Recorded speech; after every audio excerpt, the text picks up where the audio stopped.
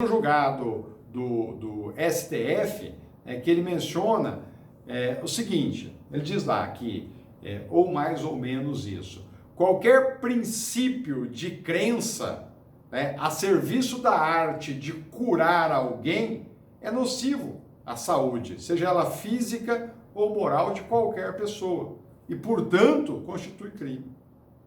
Porque pode vir aquela alegação, opa, pera lá, mas, professor, essa questão de benzimentos, de rezas, isso não está vinculado à crença religiosa?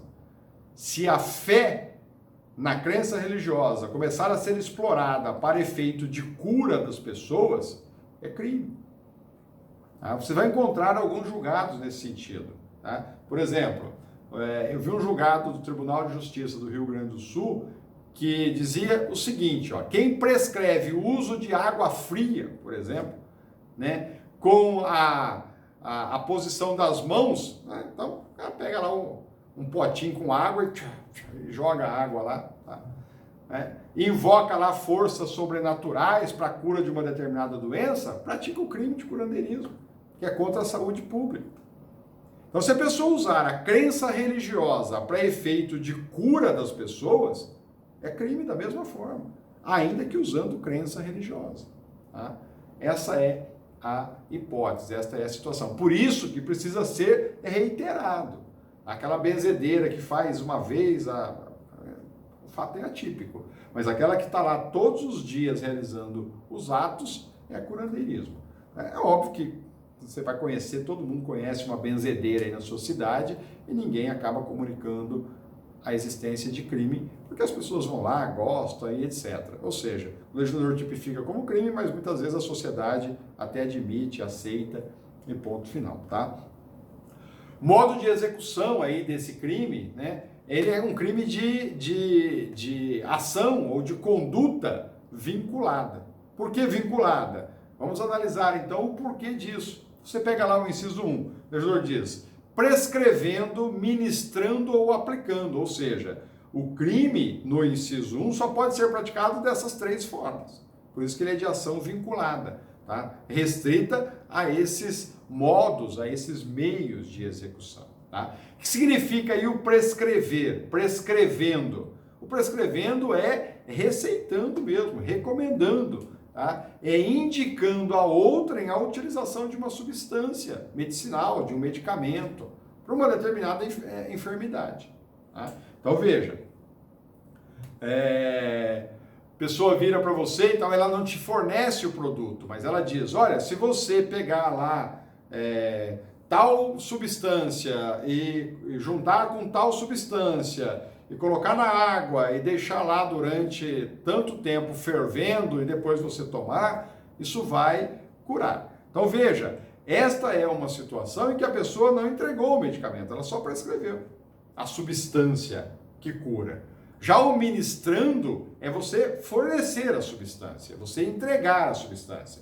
Você vai lá e realiza, faz a junção das substâncias ou cria a substância e entrega para a pessoa ingerir. Então, o prescrever você receita, o ministrando você entrega o produto, a substância, e o aplicando, esse já é o injetar, esse já é o administrar, é colocar numa xícara e colocar na boca da pessoa, é através de uma seringa inserir no corpo da pessoa e assim por diante. Nesta situação aí, pessoal, a substância pode ser medicinal ou não. Inclusive aquela substância que não tem efeito algum, a chamada substância inócua. Eu tinha um amigo, conheci uma pessoa que ele deslocava 400, 500 quilômetros porque ele sentia uma dor, que ele dizia que era dor no rim, e que ele já tinha procurado o médico e não curava. Ele deslocava 400, 500 quilômetros por mês para ir numa determinada pessoa, que lá ela fornecia a ele uma substância, que vinha em umas garrafas, chamadas garrafadas, a garrafa marrom, e durante aquele período que ele estava usando aquele líquido, ele não podia tomar água. Se ele tivesse sede, ele tinha que tomar aquele líquido. E aí você questionava para ele o que tinha, que substância tinha dentro daquele líquido, ele não sabia. E era um negócio marrom, parecia terra. De repente ele estava tomando terra e não sabia que era. E no fim, eu sei que ele tomou esse negócio por mais de um ano e a dor continua com ele até hoje. Não houve cura nenhuma quanto a esta situação. A outra forma vinculada de se praticar o crime de curandeirismo é usando gestos, palavras ou qualquer outro meio análogo. Vamos entender. O que são os chamados gestos? Você pode ter como referência de gestos os passes, né? Aquela pessoa que senta ou deita e o outro vai lá e passa a mão sobre ela, ou coloca a mão sobre a cabeça e fica vibrando e etc. Isso são gestos. Tá? Já as palavras, aí entram as rezas, as benzeduras, todo mundo já deve ter ido ou já viu. Né? Então você senta lá, a pessoa bota a mão na tua cabeça e começa a falar. Fala tudo baixinho, você não entende nada. Aí no final ela te dá umas batidas lá com uma folha, com uma erva qualquer, com água fria, e você vai embora achando que já aliviou daquilo que você estava sentindo. Ou qualquer outro meio. O que significa isso? Aí o legislador usou uma fórmula genérica. Né? Agora, a punição é de quem exerce qualquer outra prática inócua semelhante a essas que ele elencou, né? Ou seja, inócua, fantasiosa, sem nenhum efeito, como por exemplo simpatias, que é essa que eu acabei de dizer do colar que a minha avó botou no meu pescoço, isso é uma simpatia, né? Ou magias, né? São situações semelhantes aos gestos e às palavras, por isso que o legislador abre aí a possibilidade dessa fórmula genérica. Terceiro meio de execução, modo de execução, agora é fazendo diagnóstico. Agora é afirmar a existência de uma doença, tá? E com base, afirmar a existência de uma doença com base nos sintomas que a pessoa relata para você. Agora você está emitindo um parecer da existência de uma enfermidade. Veja que isso é um ato próprio de médico. Quando você vai ao médico, você senta lá na frente dele e ele pergunta o que está acontecendo. Você relata o que está acontecendo. Aqui no fazer diagnóstico do curandeiro é a mesma coisa. Ele vira para você, o que você está sentindo? Aí você começa a falar o que está sentindo e ele então faz o diagnóstico. Pelo que você me disse, você está com tal problema. Tá? Só o simples fato de agir dessa maneira, e esse indivíduo não tem conhecimento nenhum relacionado à saúde pública. Por isso que é curandeiro. Ele é leigo de pai e mãe em relação à saúde pública. Ok? E esse crime, da mesma forma que os demais, é crime de perigo abstrato e doloso. Quem pode figurar como sujeito ativo aí? Pessoal, qualquer pessoa, desde que não dotado de conhecimento técnico voltado para a saúde pública, para a saúde. Se tiver algum conhecimento técnico, é o crime lá do 282 do Código Penal, tá?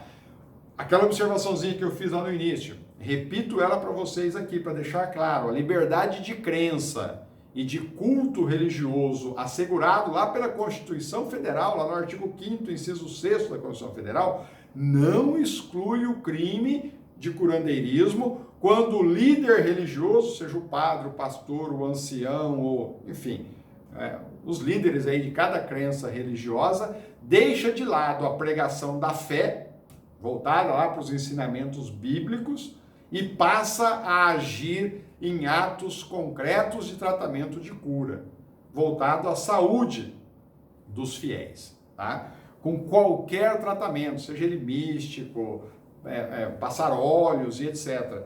Eu comento sempre isso. Quando eu fazia meus plantões noturnos, na madrugada, você não tinha nenhum programa interessante na televisão, porque alguns cultos religiosos adquiriam aquele horário, tá, para pregar a religião, a fé, a crença. Mas era um absurdo aquilo. Você via atos de curandeirismo naquilo. Tá? Então, eu colocava lá e ficava, porque eu me divertia com aquilo. Era muito comum aqueles templos religiosos lotados, e aí o líder daquela crença religiosa vinha lá e começava a orar, e falar, e clamar, e gritava, e etc. E de repente ele falava assim, quem aqui chegou com um problema qualquer de saúde está curado agora? E aí a pessoa levantava o braço lá, e aí ele vinha lá, o que está acontecendo? O que aconteceu com você? Eu tinha um problema nesse braço, meu braço não movimentava mais. E agora? Agora eu sarei, e levantava o braço e acenava o braço. Isso não é exploração de fé, de crença religiosa. Isso é explorar a saúde dos fiéis que estão com uma doença. Tá? Portanto, isso é crime da mesma forma, porque foge da finalidade da crença religiosa inserida lá no artigo 5º da Constituição Federal. Sujeito passivo, de novo, é aquela pessoa que é submetida ao crivo aí do curandeiro. né?